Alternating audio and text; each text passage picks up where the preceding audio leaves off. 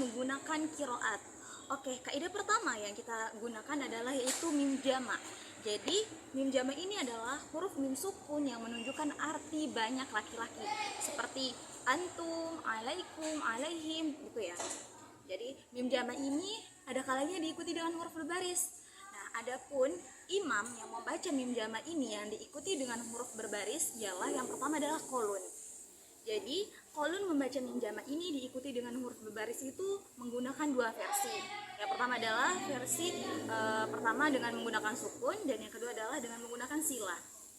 Oke, kita ke versi pertama dulu.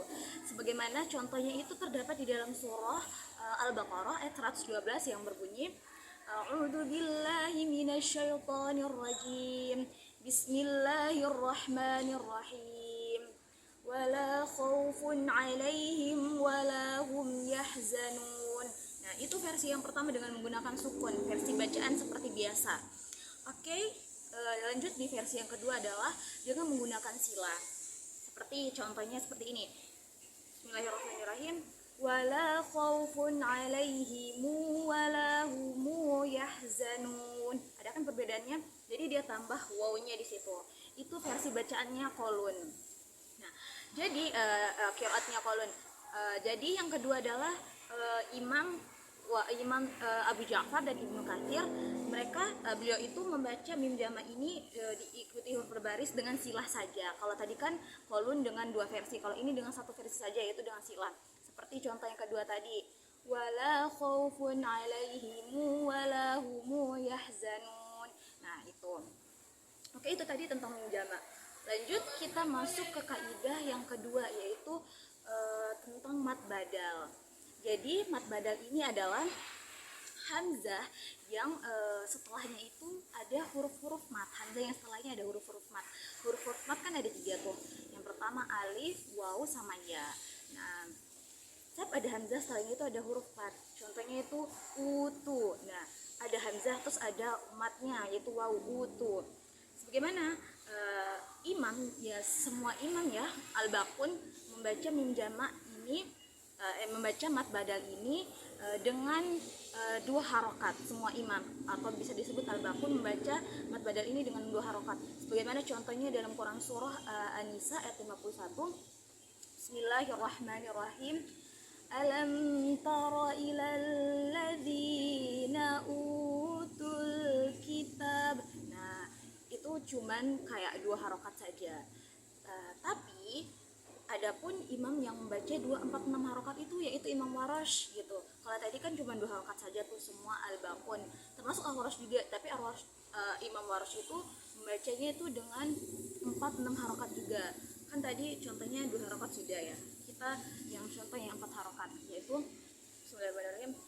Alam tara ilal ladzina utul kitab. Itu cuman kayak 4 harokat saja gitu. Nah, kalau 6 harokat itu lebih dipanjangin lagi gitu. Contohnya alam tara ilal ladzina utul kitab wal mu'minina bil jibti wat tawut. Nah, itu 6 harokat saja. Nah, itu tadi versi bacaannya Imam Warash ya. Imam Warash itu 2, 4, 6 harokat. Selain dari Imam Warash itu membacanya 2 harokat saja.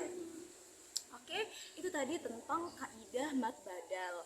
Nah, kita masuk ke kaidah yang ketiga, yaitu nakal. Yang dimana nakal ini adalah pemindahan harokat huruf hamzah ke huruf sukun sebelumnya.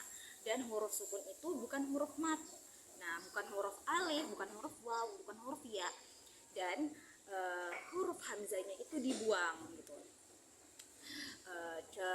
Terus adapun imam yang membaca nakal ini semua Imam Warash itu membaca nakal ini tuh beliau aja yang membaca nakal. Selain dari Imam Warash atau bisa disebut dengan al-baqun, itu tidak menggunakan nakal. Membaca Al-Quran itu tidak menggunakan nakal.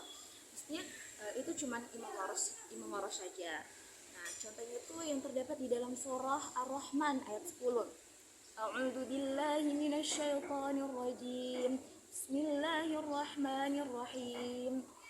Wal arda wada'aha lil anam. Nah, itu kalau semua al-bakun baca nakal itu mereka tuh bacanya itu kayak bacaan biasa saja. Tapi kalau Imam Warash membacanya dengan menggunakan nakal. Jadi ada perubahan di situ. Nah, contohnya seperti Bismillahirrahmanirrahim. Wal arda wada'aha lil anam. Nah, itu kalau menggunakan nakal, di situ ada perbedaan.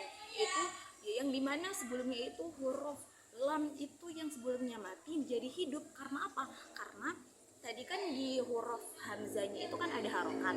Nah, pindahlah ke huruf lam ini. Jadi huruf lamnya yang sebelumnya sukun menjadi hidup gitu.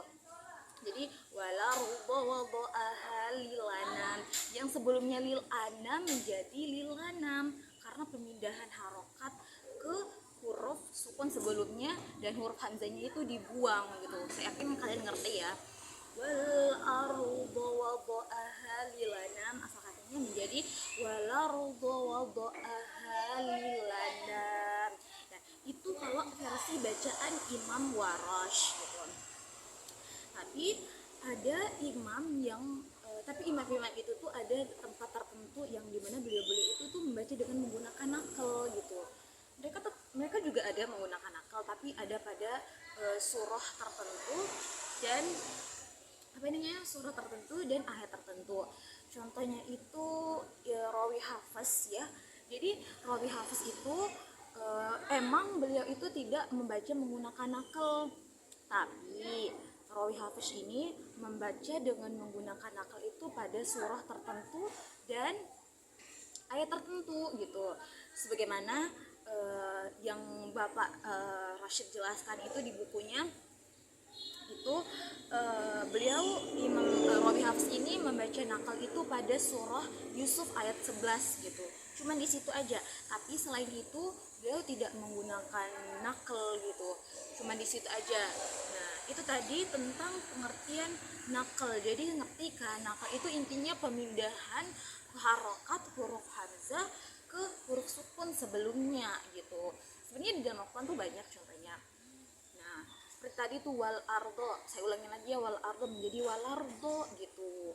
Lam yang sebelumnya sukun menjadi hidup karena pemindahan harokat dari hamzahnya tersebut gitu. Itulah pengertian tentang nakal. Ya, menurut saya itu saja. Sekian dan terima kasih. Apabila ada kata-kata yang kurang mengenakan mohon dimaafkan. Wabillahi taufiq wal hidayah. Wassalamualaikum warahmatullahi wabarakatuh.